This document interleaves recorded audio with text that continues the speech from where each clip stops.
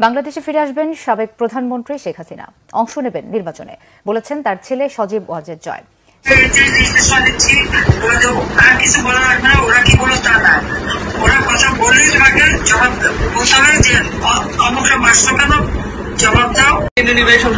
আসসালামু আলাইকুম দর্শকমণ্ডলী, শেখ হাসিনা এবং ওবায়দুল কাদের, আপনারা জানেন যে দুজন বাংলাদেশের মানুষের সাথে কি করেছে এবং সবশেষ তাদের পরিণতি কি হয়েছে। অবশেষে কিন্তু শেখ হাসিনার ছেলে সজীব ওয়াজেদ জয় তিনিও মুখ খোলা শুরু করেছেন। প্রথমে বলেছিলেন শেখ পরিবার কখনোই রাজনীতিতে ফিরবে না, তবে হঠাৎ করে তিনি কিন্তু কথার মোড় ঘুরিয়েছেন। তিনি বলেছেন যে তিনি দেশে আসতে প্রস্তুত এবং বাংলাদেশ আওয়ামী লীগের হাল ধরতে প্রস্তুত। অপরদিকে শেখ হাসিনার একটি ফোন রেকর্ড, অর্থাৎ তিনি পালিয়ে যাওয়ার পর এই প্রথম শেখ হাসিনার ভয়েস রেকর্ড কিন্তু ফাঁস হয়েছে। আগে কিন্তু তিনি মানুষের ফোন রেকর্ড ফাঁস করতেন, এখন তার নিজের ফোন রেকর্ডে ফাঁস হওয়া ধরেছে।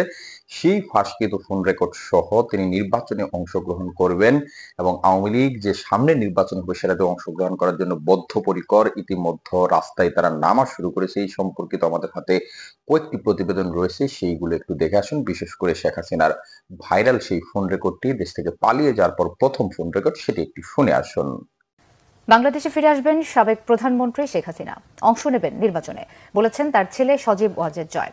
শেখ হাসিনা ভারতে পালিয়ে যাওয়ার 3 দিনের মাথায় নিজের দেয়া আগের বক্তব্য থেকে সরে এসে এমন দাবি করলেন তার ছেলে সজীব ওয়াজেদ জয়। এদিকে শেখ হাসিনার বিষয়ে ফোন আলাপ করেছেন যুক্তরাজ্য ও ভারতের পররাষ্ট্রমন্ত্রী। বিস্তারিত মেহরাব হোসেন খানের ডেস্ক রিপোর্টে। ছাত্র জনতার বিক্ষোভের মুখে গত 5 আগস্ট ভারতে পালিয়ে যান শেখ হাসিনা। এরপর সামাজিক মাধ্যমে ভিডিও পোস্ট করে আর বিভিন্ন গণমাধ্যমে সাক্ষাৎকার দিয়ে তার ছেলে সজীব ওয়াজেদ জয় বলেছিলেন তার মা আর বাংলাদেশে যাবেন না, রাজনীতি করবেন না, এমনকি শেখ মুজিবের 2 কন্যার সন্তানদেরও আওয়ামী লীগের হাল ধরার সম্ভাবনা নেই। ঠিক আছে, শেখ হাসিনার পর আপনাদের কি হবে সেটা আমারও চিন্তার বিষয় না, আমার পরিবারের আর চিন্তার বিষয় না, আপনারা বুঝবেন। এরপর প্রতিদিন জয় কোনো না কোনো সংবাদ মাধ্যমে শেখ হাসিনার, নিজের, দলের আর বাংলাদেশের জনগণের ভবিষ্যৎ নিয়ে কথা বলেছেন। ধীরে ধীরে পাল্টেছে তার বক্তব্য, নমনীয় হয়েছে দেশবাসীর প্রতি বিরূপ মনোভাবের, সরেছেন রাজনীতি নিয়ে কট্টর অবস্থান থেকে। বৃহস্পতিবার ভারতের গণমাধ্যম টাইমস অব ইন্ডিয়ায় দেয়া সাক্ষাৎকারে বলেছেন অন্তর্বর্তী সরকার নির্বাচনের প্রস্তুতি নিলে, বাংলাদেশে গণতন্ত্র প্রতিষ্ঠিত হলে দেশে যাবেন শেখ হাসিনা। দল ও কর্মীদের অস্তিত্ব রক্ষার স্বার্থে বাংলাদেশের রাজনীতিতে সক্রিয় হওয়ার বার্তাও দিয়েছেন জয়। জো বাইডেন বিদায় নিলে, ডোনাল্ড ট্রাম্প সরকারে আসলে বাংলাদেশ নিয়ে যুক্তরাষ্ট্রের নীতি পাল্টাবে। যুক্তরাষ্ট্রের ওয়াশিংটন ডিসির বাসভবন থেকে দেয়া সাক্ষাৎকারে এমনটাই দাবি করেছেন জয়।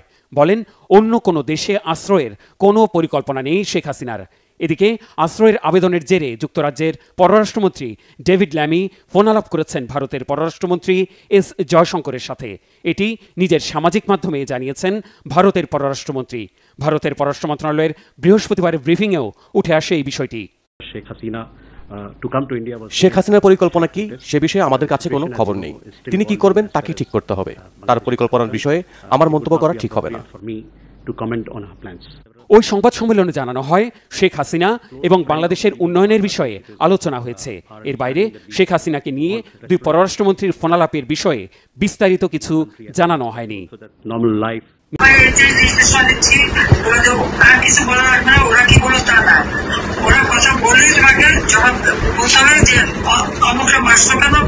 জবাব দাও, সংসদের কাছে পৌঁছে দিব, আপনি আবার নির্দেশনাটা দেন, আমি পৌঁছে দিব। আমার যে নির্দেশনা দিচ্ছি তার কিছু বলা লাগবে না, ওরা কি বলো তা না, ওরা কথা বললেই তোমাকে জবাব বলতে হবে যে অমুকটা মারছো কেন, জবাব দাও। এই বন্ধের এভাবে লাঞ্ছিত করছো কেন, পাকিস্তানি আলাদা বাহিনীর মতো, সেটা জবাব দাও। তোমাদের ওইটাই যাবে কমান্ড। আমরা এখন অনলাইনে সরব থাকবো আর সেফ থাকবো সবাই, এটুকু আপনার নির্দেশনা। সবাই থাকতে হবে। হ্যাঁ জি আপা, সবাই যে কজন কিছু খবর যাদের নামের তালিকা বাংলাদেশের সবাইকে সেফ থাকতে হবে। জি আপা, এরা মানুষের জানতে আপা, আপনি শুধু একটু বেড়ে দেখেন, আমরা ছাত্রলীগ আপনার সাথে বিমানি করিনি আপা, আমরা রাজপথে রক্ত দিছি, আমরা জীবন দিছি আপা, প্রয়োজনে আবার দিব, 1000 বার জন্ম নিব প্রয়োজনে, আমরা আপনার সাথে বিমানি করি নাই, কখনো করবো না আপা। জয় বাংলা।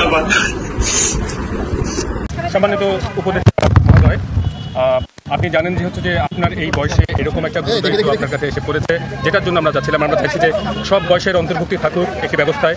সেই জায়গাটায় এসে আপনি বলবেন যে এই যে শপথ নেওয়ার পরে এই যে দায়িত্ব পেলেন আনুষ্ঠানিকভাবে, আপনি কিভাবে সেই দায়িত্ব পালন করতে পারবেন বলে আপনার মনে হয়? সেখানে প্রশাসনের আমাদের অবস্থা জানেন, এবং এখানে বয়স কোনো বাধা হয়ে উঠতে পারবে কিনা, রাজনৈতিক বাধা আসবে কিনা? কিন্তু এক ধরনের স্বেচ্ছাচারিতা ছিল, বিভিন্ন ধরনের গুজব ছড়ানো হয়তো সরকারি পক্ষ থেকে অনেক বিষয়গুলো, এগুলো আপনি কীভাবে অ্যাড্রেস করেন? দেখুন, আমাদের যেই অগণতান্ত্রিক এবং স্বৈরাচারী একটি রাজনৈতিক ব্যবস্থা ছিল এতগুলো বছর ধরে, এখানে আমাদের বড় বড় রাজনৈতিক দলগুলোও কিন্তু সেই স্বৈরাচারী ব্যবস্থার মোকাবেলা করতে ব্যর্থ হয়েছে। সেই জায়গায় ছাত্রদের নেতৃত্বেই কিন্তু এই অভ্যুত্থানটি সংঘটিত হয়েছে। ছাত্রদের উপর আস্থা রেখে জনগণ রাস্তায় নেমে এসেছে।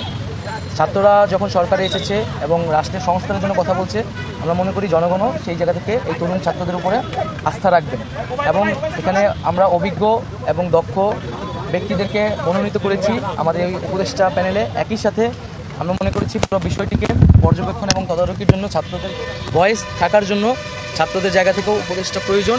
সেই জায়গা থেকেই আমরা 2 জন ছাত্র প্রতিনিধি এই উপদেষ্টা প্যানেলে রয়েছে। এবং দর্শক বলি, আপনারা কিন্তু ইতিমধ্যে শেখ হাসিনার একটি ফোন রেকর্ড ছাত্রলীগ নেতাদের সাথে তিনি কথোপকথন করতেছিলেন, এবং সেখানকার যে ফোন রেকর্ডটি আমাদের হাতে এসেছে সেটি কিন্তু ইতিমধ্যে আপনাদের সামনে তুলে ধরেছি।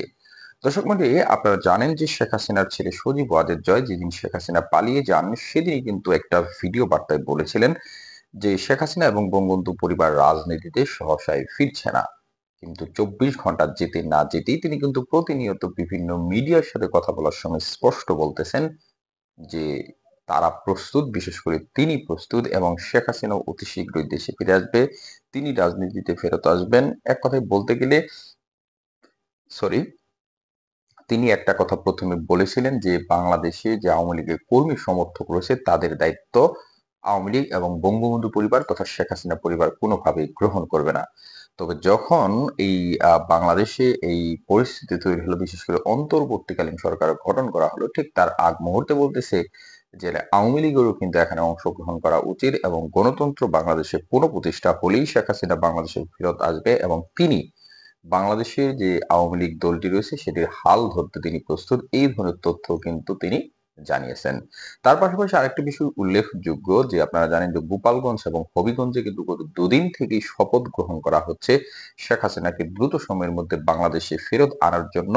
তারা সরাসরি শপথ করতেছে যে তারা শেখ হাসিনাকে বাংলাদেশে ফেরত আনতে চায়, এবং এক কথায় বলতে গেলে গোপালগঞ্জে প্রায় হাজার হাজার নেতাকর্মী রাস্তায় নেমে কিন্তু মহাসড়ক অবরোধ করে দেশীয় অস্ত্রশস্ত্র লাঠি সোঁটা নিয়ে তারা কিন্তু রাজপথে নেমেছিলেন। সেটা কিন্তু ইতিমধ্যে সামাজিক যোগাযোগ মাধ্যমে কল্যাণে আপনাদের জানার কথা।